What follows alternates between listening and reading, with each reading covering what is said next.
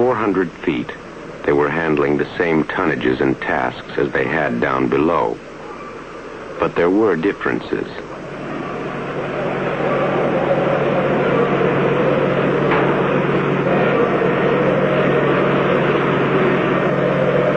The wind had increased with the height. They could feel more shift and sway in the legs, and they had less room.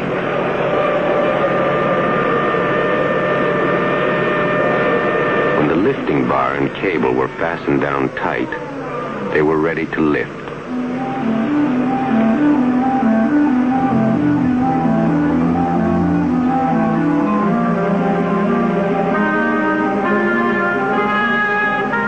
To stay within reach of its work, the 80-ton creeper would haul itself up 4 sections at a time to the top. And they would have to bring it down the same way, taking the track off as they went.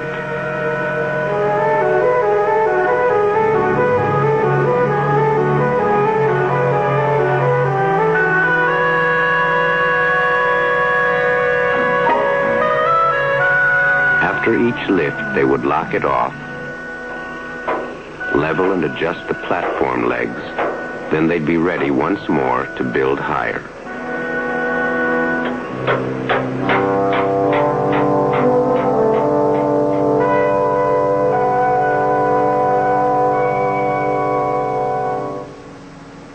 To minimize error and ensure uniform temperature conditions, they took their geometry control readings at night. Sighting on target lights, they would locate exact points on the corners of the legs. Their readings would be compared with computerized ideal points. Their margin for error, 1/64th of an inch, could mean failure at the top.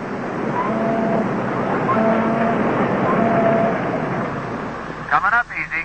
Oh, Derek. June 17th, 1965. On this morning, a 60-ton bridging strut will be lifted 530 feet.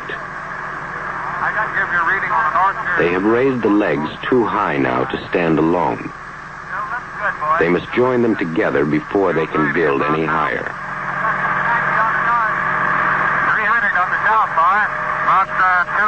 Got 300 right now, but 300 feet. Good, boy. We're right on the money. Yep, boy, just give me a reading about every 15 or 20 feet now. It's getting pretty high. 419. 420 going through the ship. Both of you are reading 420, Loser. We're right on the money. Looks like we can take over most any time. You know what they're going to do, don't you, Morgan? Yeah. 78. No, I'll be here. 79. 480 going through the ship. 480 feet. Okay, Bill, our big load's even with the top of the arc. 500 feet. Easy now, Bill, easy. I might stop you any time now. Hold that, Bill. Hold that. All right, both sides you stop, boys. Yeah. All right, now, Bill, we're going to get our swing. We're going to get our swing. So swinging right, easy. Swinging right just as easy as you can. Just keep her nice and easy. Easy now. That's close. Hold that. Hold that swing. Have we got any bolt pins, Vito? What do you say? Have we got any bolt pins? Oh, the big bolts? Yeah. Yeah, they're putting them in now. They're putting lots of them in. Oh, good. They're going in all right, huh? Don't seem to be having a bit of trouble. Oh, good. Well, that thing was tough, wasn't it? I figured it'd get a little belly in her and maybe, No, when we picked it down here, it was stiffer than the devil. No, that's a good support. Boy, it is. I'm kind of glad to see it in there, too. Yeah, me too. When that storm comes up, it won't shake you off in there no more.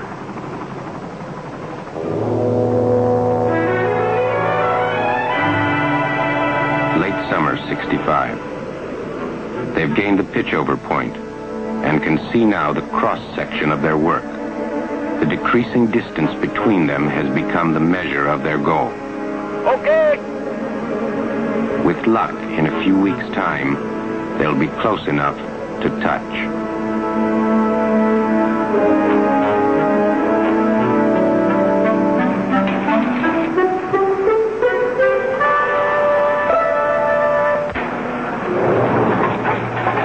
September 1965, more than 2.5 years since they first began.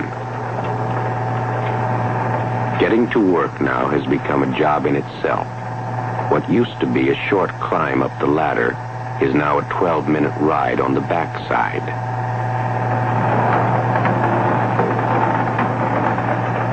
There were other signs. The decreasing size of the sections told them how far they had come.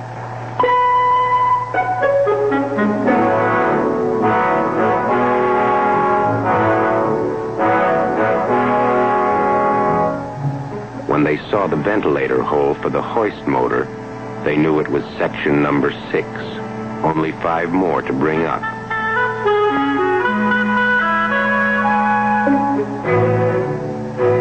Back when they began, the project had attracted its share of skeptics. But through the long cycle of the seasons, whatever the wind or the weather, they had pushed their work higher and higher.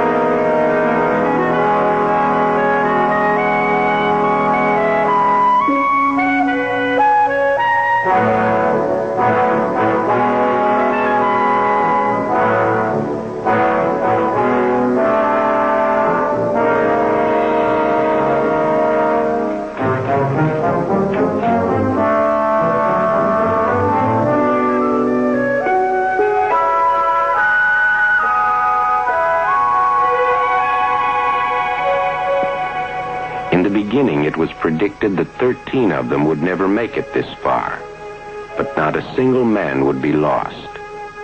And the closer they came, the more carefully and deliberately they moved.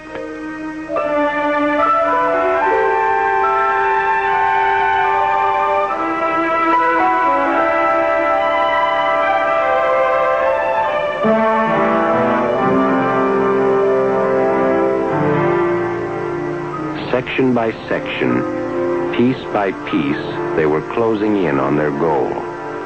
And though no one spoke openly of it or revealed any outward sign, the end was clearly in sight.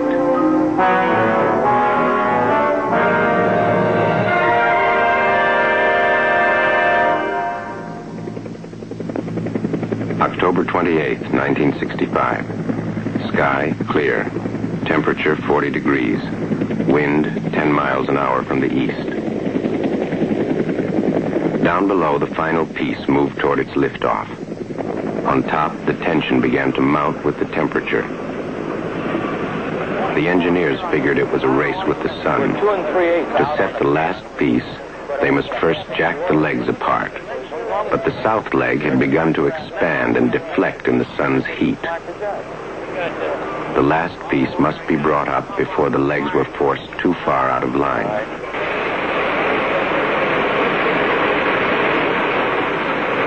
They would fight the heat with as much water as they could pump. But they sent up word that it would only work for a while, 45 minutes at the outside.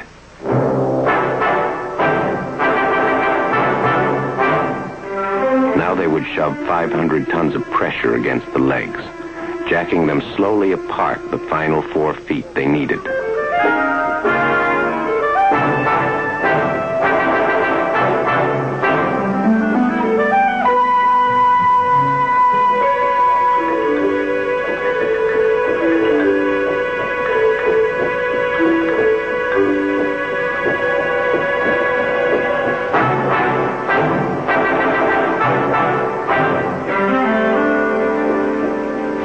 To go.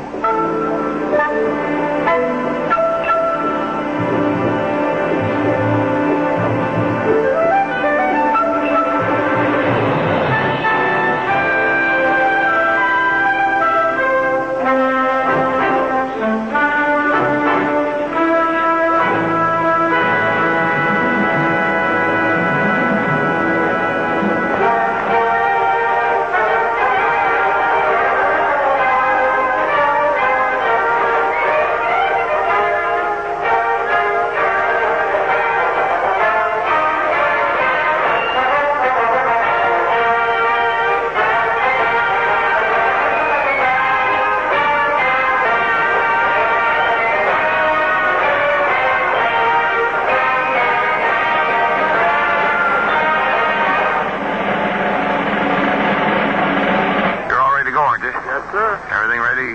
Hoist all right and everything? Full of gas, just waiting on you, Waller. That a boy. Good boy, Bill. Good. Thanks. Take it out of here, Walt, sir. Yeah. Bring it on. Coming up. Coming up on the main load. Coming up, Bill.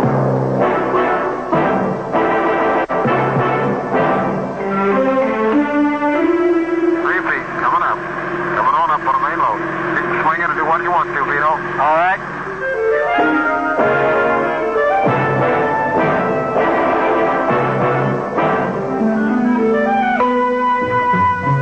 Observation coming up, Bill. Vito, that's just about how it's going to come up. Where am I, Jim? Oh, you're about 180 feet up, right at 200 feet.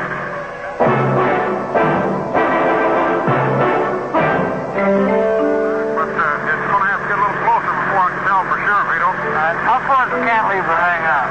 That thing sticks out about 8-10 feet. About 10 foot.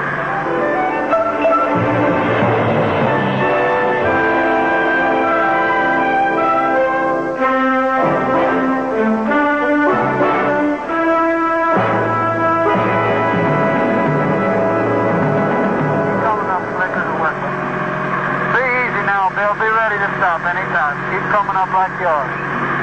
I may stop you anytime now. Where am I at now, man? The flag's right about even with the top of yours.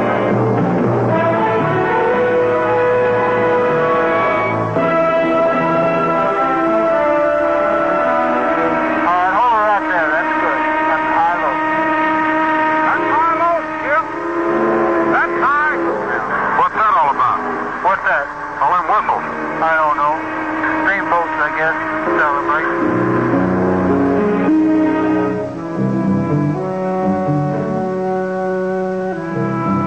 The historian was writing of Lewis and Clark, but the spirit of his words belongs just as truly to those who shaped and raised this monument. By strength and skill and valor, they rolled the unknown back before them. They were too weary, uncomfortable, and much too seasoned to rejoice. But an idea in the restless mind of Thomas Jefferson had been given flesh. Meriwether Lewis's dream had come true. And the thing was done.